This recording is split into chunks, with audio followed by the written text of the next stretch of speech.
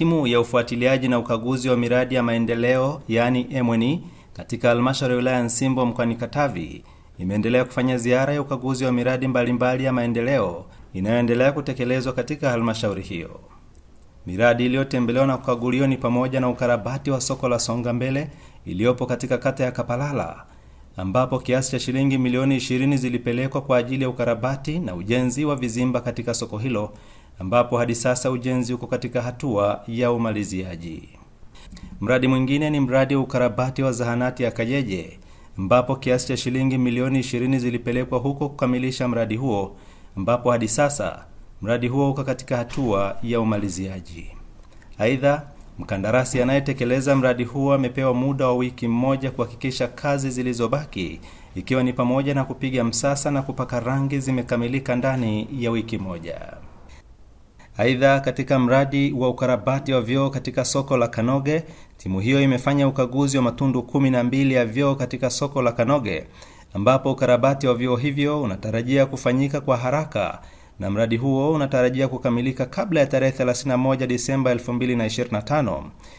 Katika kutekeleza mradi huo, kiasi cha shilingi milioni 10 zimetengwa kwa ajili ya mradi huo. Timu hiyo imeendelea na ukaguzi katika mradi mwingine ambao ni mradi wa ujenzi wa shule mpya ya awali na msingi unaotekelezwa katika kijiji cha Katambike, kata ya Ugala. Katika mradi huo, kiasi cha shilingi milioni 342.9 zimepelekwa kwa ajili ya mradi huu, ambapo hadi sasa ujenzi wa jengo la utawala na majengo yenye jumla ya madarasa 6 ya elimu msingi unaendelea, upo katika hatua ya jamvi. Mradi mwingine ni mradi wa maliziaji wa nyumba ya watumishi yenye uwezo wa kutumiwa na familia 2 za watumishi, yani 2 in 1 katika shule ya sekondari Ugala River. Katika mradi huu, kiasi cha shilingi milioni 40 zilipelekwa katika mradi huo,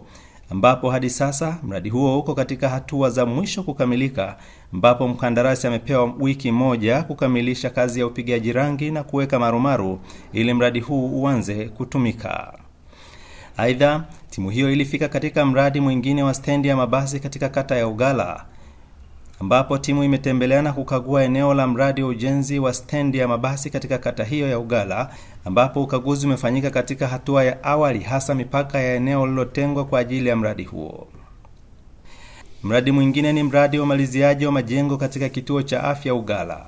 ambapo katika mradi huu kiasi cha shilingi milioni 40 zilipelekwa kwa ajili ya umaliziaji wa miundombinu katika jengo la mama na mtoto,